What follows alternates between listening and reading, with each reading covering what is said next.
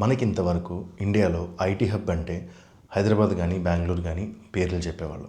వీటికి కాంపిటీషన్గా ఒక కొత్త ప్లేయర్ అయితే మార్కెట్లోకి వచ్చింది. అది ఎక్కడి నుంచో కాదు, మన ఆంధ్రప్రదేశ్ నుంచి Vizag. Before going in to the details, let me give you one fact. 95% of world's internet మన కేబుల్స్ గుండానే ట్రావెల్ అవుతుంది. ఈ కేబుల్స్ ని సీ బెడ్ లో, అండర్ వాటర్ లో, సీ బెడ్ లో ప్లేస్ చేస్తారు. అండ్ ఇవి ఫైబర్ ఆప్టిక్ కేబుల్స్ అంట. ఈ ఫైబర్ ఆప్టిక్ కేబుల్స్ ఏం చేస్తాయంటే డేటాని లైట్ సిగ్నల్స్ ద్వారా ట్రాన్స్ఫర్ చేస్తాయి. అయితే ఈ లైట్ సిగ్నల్స్ ని మనం మళ్ళీ డేటా నెట్వర్క్ కింద కన్వర్ట్ చేయాలి. సో ఈ కన్వర్షన్ కోసం అని చెప్పి మనం ల్యాండింగ్ స్టేషన్స్ ని బిల్డ్ చేస్తాం. వీటిని మనం కేబుల్ ల్యాండింగ్ స్టేషన్స్ అంటాం. సో ఈ cable landing stations light signals ని డేటా నెట్వర్క్ కింద కన్వర్ట్ చేస్తాయి. సో వైజాగ్ ఉన్న లాంగ్ స్టేబుల్ కోస్ట్ లైన్ కానీ, పవర్ యాక్సెస్ కానీ, ఇలాంటి మల్టిపుల్ పాజిటివిటీస్ వల్ల కొన్ని కంపెనీస్ ఇక్కడ కేబుల్ ల్యాండింగ్ స్టేషన్స్ కన్స్ట్రక్ట్ చేయడానికి ముందుకు వచ్చాయి. అలాంటి ఒక company Sify. India's first cable landing station అనేది వైజాగ్ లో సిఫీ కంపెనీ లాంచ్ చేస్తుంది. అండ్ దీనికి సంబంధించి ఎంఓఎస్ కూడా ఆల్రెడీ సైన్ అయ్యి వర్క్ అనేది ప్రాసెస్ అవుతుంది. సో ఇంతకు ముందు వైజాగ్ లో ఐటీ కంపెనీస్ వస్తున్నాయి అంటే చాలా వరకు స్కెప్టికల్ గా చూసేవాళ్ళు. ఇప్పుడు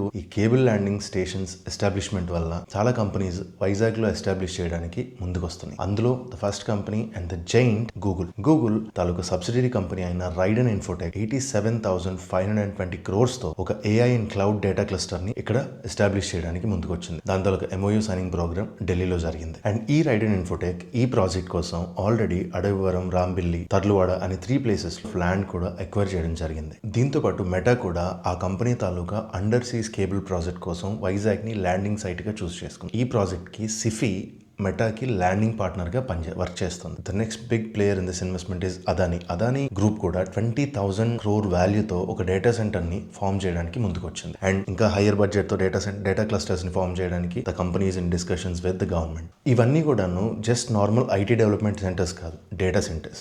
సో ఈ డేటా సెంటర్స్ లో ఏమవుతుందంటే డేటా అనేది స్టోరేజ్ అవుతుంది, హై అండ్ ప్రాసెసింగ్ అవుతుంది. ఈ డేటా సెంటర్స్ అనేవి బేసిక్ గా physical facilities where server, storage, network equipment ఉంటాయి. ఇలాంటి డేటా సెంటర్స్ లో డేటా అనేది సెక్యూర్గా, ఫాస్ట్లీ యాక్సెసిబుల్ చేసే విధంగా అండ్ స్కేలబుల్ ఇన్ఫ్రాస్ట్రక్చర్లో ఉంటుంది. ఇప్పుడు మనం job opportunities and future impact ఏంటో చూద్దాం.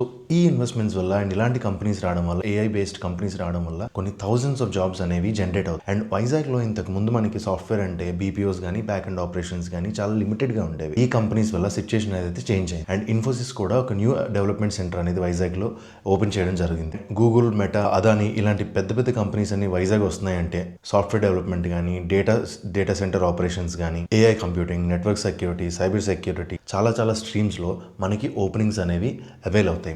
ఈ రోల్స్ అన్ని కూడా high salary and future proof కూడా. So let's give a cheers to a brighter future for Vizag and India. Thank you.